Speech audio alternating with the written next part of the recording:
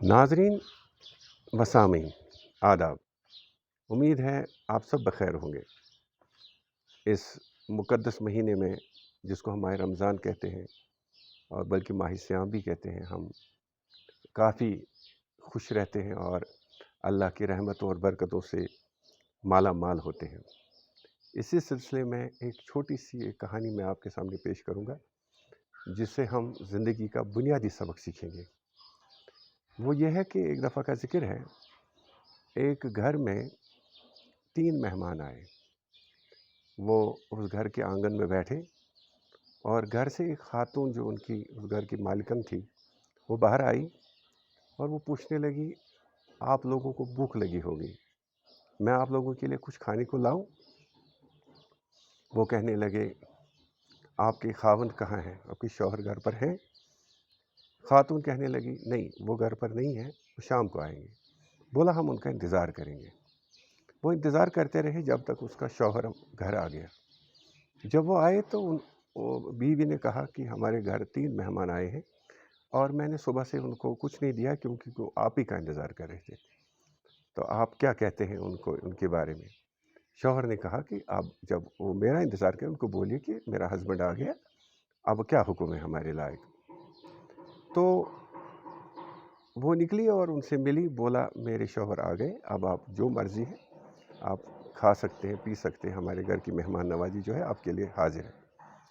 उन्होंने कहा कि हम 3 लोग हैं, बारी बारी अंदर आएंगे, तो उसके बाद आप हमारी मेहमान नवाज़ी कर लेना।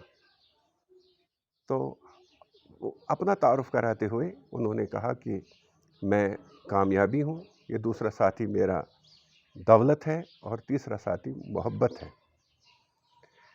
तो 3 में से जो आपको मर्ज़ी है उसको आप घर बुलाइए। तो खातून अंदर चली गई, अपने शौहर से कहा, बोला, इस तरह का मामला है, एक बंदा इसमें दौलत है, दूसरा कामयाबी है और तीसरा मोहब्बत है, हम किसको घर बुलाएं? अब एक इंसान की जो है बशरियत यही कहती है कि हमें दौलत ही चाहिए। शौहर ने जवाब दिया, इसमें क्या ज़्यादा सोचना है, इनमें से जो दौलत है उसी को घर बुलाइए, हम माला माल हो जाएंगे। बीवी निकली और उन बुज़ुर्गों से कहा कि आप में से जो दौलत है वो अंदर आइए।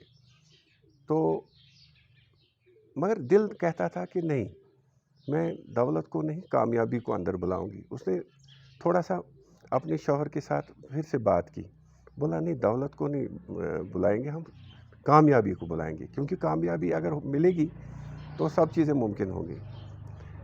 जब इन दोनों के दरमियान बहस शुरू हुई तो उनके कमरे में कोने में बैठी थी उनकी छोटी सी बिटिया।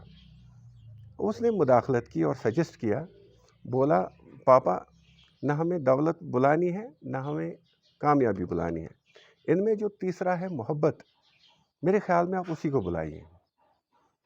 तो इन दोनों को लगा कि हमारी छोटी बच्ची शायद ठीक बोल रही है, मोहब्बत के बगैर ज़िंदगी नामुकम्मल है, हमें मोहब्बत को ही घर बुलाना चाहिए। तो इसलिए वो गई और उन 3 लोगों को गुजारिश की कि आप में से जो मोहब्बत है वो हमारे घर तशरीफ़ लाएं। तो जनाब क्या हुआ, बड़ा दिलचस्प वाक़या हो गया कि मोहब्बत जब अंदर की तरफ आने लगा, उसके पीछे पीछे कामयाबी भी आ गई और दौलत भी आ गई। खातून ने पूछा, आप लोगों ने जो बोला 3 में से एक ही बंदा पहले आएगा, ये क्या हो रहा है? आप तीनों आ रहे हैं हमारे अंदर, हमारे घर में। बोला, जहाँ मोहब्बत होती है वहाँ खुद ब खुद दौलत और कामयाबी भी आती है, इसलिए हम दोनों इसके पीछे पीछे जा रहे हैं। इस कहानी से हम जो मतलब निकालते हैं और इसका मकसद जो है, इसका मॉरल जो है, वो यही है कि हमें सबसे बड़ी दौलत जो दुनिया में है वो मोहब्बत है। जैसे मैंने पिछली गुफ्तगू में भी ये आपके सामने गुजारिश की कि दुनिया में सबसे बड़ा चीज़ जो है वो मोहब्बत है। उसी के पीछे हो लीजिए, अपने वालिदैन के साथ, अपने बच्चों के साथ, अपने पड़ोसियों के साथ, और जो भी आपका अगर गैर भी हो उसके साथ भी मोहब्बत से पेश आइए। नतीजा ये होगा कि हमारे घर कामयाबियाँ और दौलत और इज़्ज़त जो भी हमें चाहिए वो खुद ब खुद आएगी और हमें माला माल हो जाएंगे अल्लाह की रहमतों और बरकतों से। आज की इस कहानी का इतना ही मकसद था मेरा कि हम फिर اسی ایک موضوع کو جو میں نے پچھلی بار بھی چنا تھا، وہ ہے محبت. کہتے ہیں نا میرا پیغام ہے محبت جہاں تک پہنچے. تو میرے بھائی اور بہنوں، یہ گزارش ہے میری کہ نفرتوں کی جگہ محبتیں بانٹیے، کامیاب رہو گے اور آپ کے گھر میں رونق ہوگی. بہت شکریہ. خدا حافظ.